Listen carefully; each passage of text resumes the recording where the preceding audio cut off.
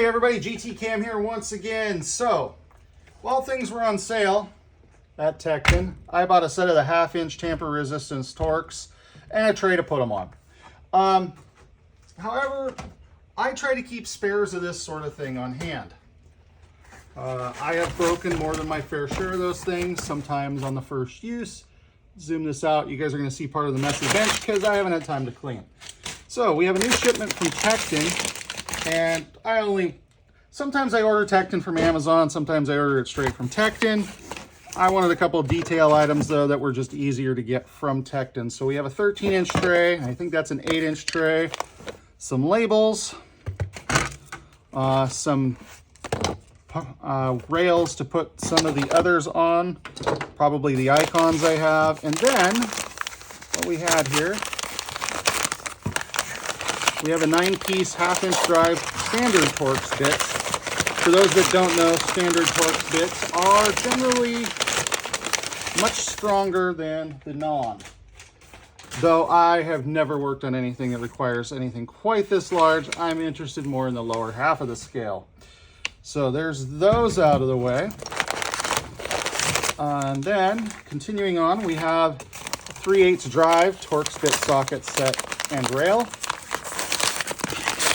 You know, I really do like how Tekton wraps this stuff. Certainly can make Christmas a lot more appealing. But, alright, now that that's out of the way, don't mind the pile of black freaking wrappers over here. And I'll just throw that back in there. Anyway, so there's our 3/8 Torx drives. And then we got 3/8 hex.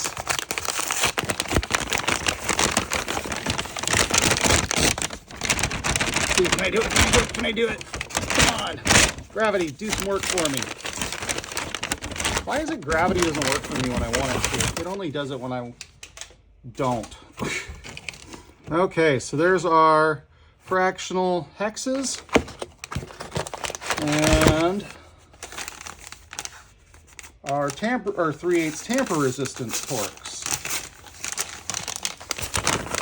I don't deal with a lot of metric hex these days.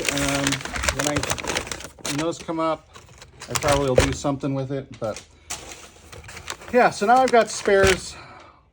And if you've been paying attention to the channel, you may realize I have, I guess I haven't put those up on the channel. Well, I guess I'll do that one day soon.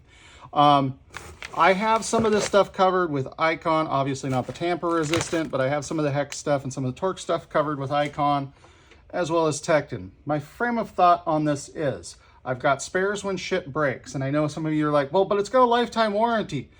That's great, but if you're in the middle of something, it really sucks to break a tool, and now you are interrupting the whole flow of everything to go get another one. Also, let me give you guys a little tidbit. If you're working on a fastener that you can get to, and it's gonna be hard to get loose, grab yourself a steel-headed hammer, and it can be one of the steel-faced dead blows. I haven't had a problem. That hasn't created any issue for me doing this. But what you do is you take something like a junky freaking impact extension, and you smack the head of that fastener, okay? Especially if it's one of those that's kept in place with paint or whatever. Smack that sucker with a hammer, and then go ahead and hit it with your impact or your socket on a ratchet or whatever you're going to do, and you'll find that things come out a lot easier. It's not a guarantee. I still broke those, what brand was it? Oh, Nico's.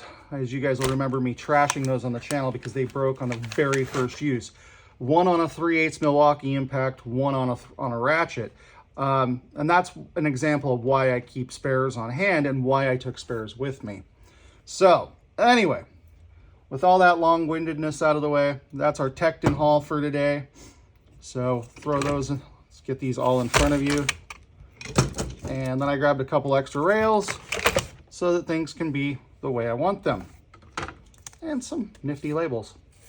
Because I'm getting older and blinder, okay? Anyway. Y'all have a good one. GT Cam out.